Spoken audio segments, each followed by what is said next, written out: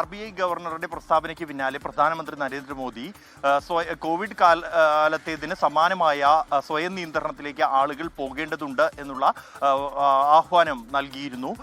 രാജ്യത്തെ പ്രതിസന്ധി, ഇന്ധന പ്രതിസന്ധി അടക്കമുള്ള സാഹചര്യങ്ങൾ മുൻനിർത്തിയാണ് അദ്ദേഹം അത്തരത്തിൽ ഒരു ആഹ്വാനം നൽകിയത്.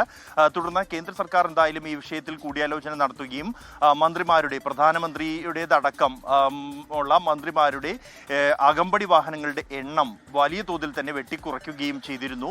ഇത് വിവിധ സംസ്ഥാന മുഖ്യമന്ത്രിമാർ അടക്കമുള്ളവർ ഇത് പിന്തുടർന്ന ഒരു സാഹചര്യമുണ്ട് കഴിഞ്ഞ ദിവസം. ഇതെല്ലാം തന്നെ ഇന്ധന ചെലവ്, ഉപഭോഗം പരമാവധി കുറയ്ക്കാൻ ലക്ഷ്യം വെച്ചുകൊണ്ടുള്ളതായിരുന്നു. ഇത് ഈ ആശങ്ക വർദ്ധിപ്പിച്ചു. തുടർന്നാണ് പെട്രോളിനും ഡീസലിനും ചുരുങ്ങിയത് 5 രൂപ എങ്കിലും വർദ്ധിക്കും എന്നുള്ള തരത്തിലുള്ള അഭ്യൂഹങ്ങൾ പടർന്നിരുന്നത്. ഇതാണ് ജനങ്ങളിലേക്കും വലിയ ആശങ്കയായതും ഇത്തരത്തിൽ ഇന്ധനം ജനങ്ങൾ വാങ്ങിക്കൂട്ടുന്ന ഒരു സാഹചര്യം ഉണ്ടായതും കഴിഞ്ഞ ദിവസങ്ങളിലെല്ലാം തന്നെ. എന്തായാലും നിലവിൽ ഇപ്പോൾ ആ തീരുമാനം വന്നിരിക്കുകയാണ്.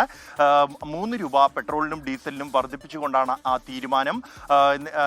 ഈ തുടർന്ന് ഉള്ള സാഹചര്യങ്ങളിൽ എന്തായാലും കേന്ദ്ര സർക്കാർ പരിശോധിക്കും. മറ്റ് നിയന്ത്രണങ്ങൾ, നിർബന്ധിത നിയന്ത്രണങ്ങൾക്ക് അപ്പുറത്തേക്ക് കൊണ്ട് ജനങ്ങൾ സ്വയം നിയന്ത്രണം ഏർപ്പെടുത്താവുന്ന തരത്തിലേക്കുള്ള ഒരു പ്രചരണം നടത്തുക എന്നുള്ളതാണ് ഈ ഒരു ഘട്ടത്തിൽ കേന്ദ്ര സർക്കാർ ലക്ഷ്യം വെക്കുന്നത്. നേരത്തെ പ്രധാനമന്ത്രി നൽകിയ ആഹ്വാനത്തിനെതിരെ തന്നെ കടുത്ത വിമർശനങ്ങൾ ഉയർന്നിരുന്നു.